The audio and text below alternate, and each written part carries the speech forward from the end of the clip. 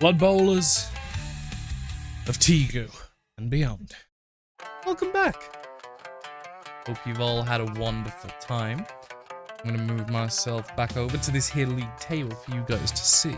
As one more league game has been played, as well as the first qualification round fixture for the T-GOW Sippy Cup. You can see here looking at the table, there has been only one change of position. And that is Jared losing his top spot. As now I have played an extra game over here.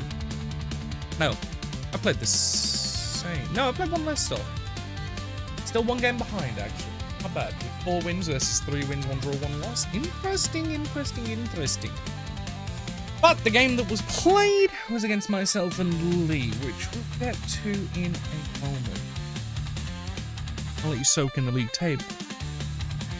And we're gonna go there now. Looking at the league fixtures, we scroll down, we move across. Wolves AW versus Crimson Cheat. It was a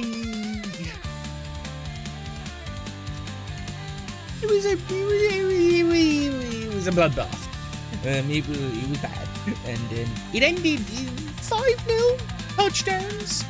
It also ended 4-1 on casualties, but also one thing I have forgotten to report. I know I put them in the stat tables, but I forgot to put them here. Joao Gomez also picked himself up. It's 4. Oh, alright. But yeah, it was and to be fair, it was his dice. His dice fucked him pretty bad. Actually,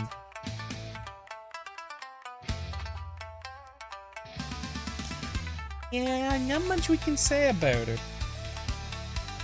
And then, my dear friends, we're going to look at the statistics. Starting with the faces that run the places. We are casualties that have been inflicted.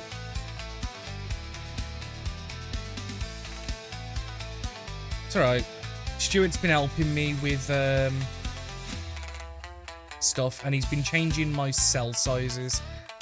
While I appreciate it, I have told him not to fuck with the cell sizes, because it messes with how things look on the recordings. That's close enough. So, I'm going to go through the top 10. I will scroll for the rest.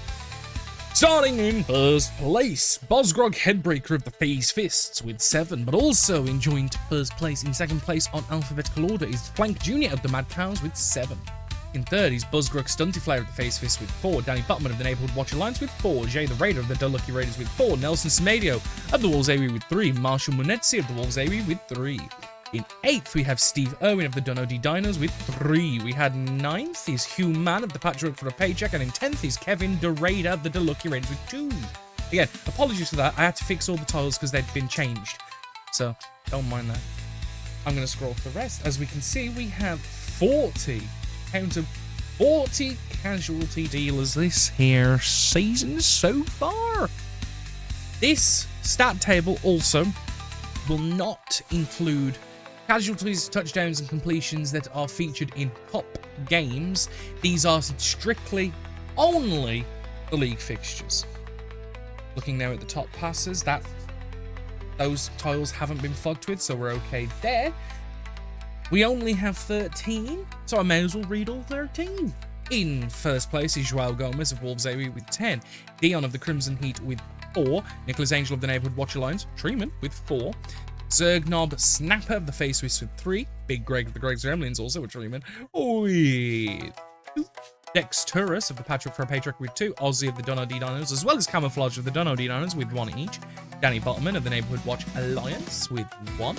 Derzak Snickripper of Face Swiss with 1. Fink and Rue from Crimson Heat and Dunno Dinos respectively, both with 1, and Timida Todd of the Patchwork for a Paycheck with 1. Very cool, very nice. Going now into the top scores. In first and second is both players from the Wolves-Avery team, the Strike Force, the Catchers. In first, Steve Bull of Wolves-Avery with 7. In second is Jorgen Strand Larsen with 6. In third is Camouflage of the Dunno Dinos with 5. In fourth is Simon Skinner of the Neighborhood Watch Alliance with 4. Sirloin Jr. of the Mad Cows with 4. Barbecue of the Dunno Dinos with 3. Benny Reckle Jr. of the Greg's Gremlins with 3. Bonza of the Dunno Dinos with 2. Clink of the Crimson Heat with 2. And Dickie Arkwright of the Patchwork for a Paycheck with 2. We have 24 players that have found the touch zone. They've made themselves credible. We like it, ladies and gentlemen. But the other thing that I'm going to be showing you guys is the T-GOW Sippy Cup. Looking at the tournament brackets, not everything is as it seems, I will tell you that for nothing. But we have 2 qualification games, one of which is complete, and that was the Delucky Raiders versus the Castigear Cardinals. The Castigear Cardinals, the non-league team that made themselves a beautiful friendship.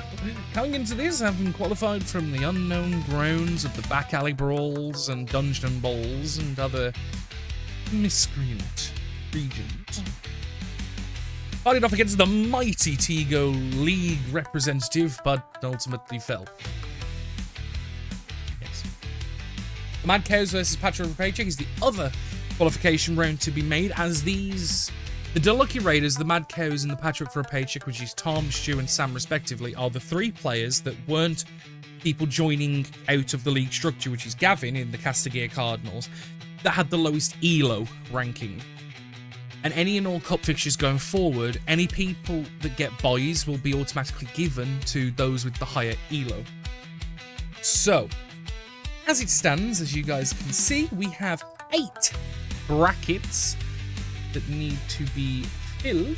So I'm going to move myself over here, where we know Castigear Cardinals are, because although looking at the bracket here, looking at the bracket, we can see that obviously some team who gets drawn first would play the Castigear Cardinals, but I'm going to do it randomly. So each round, it is going to be random.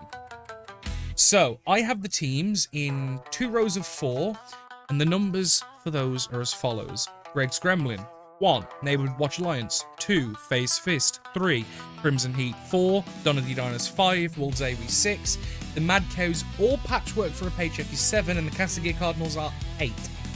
I have a D8 roller here, and you are going to see these fixtures be drawn live.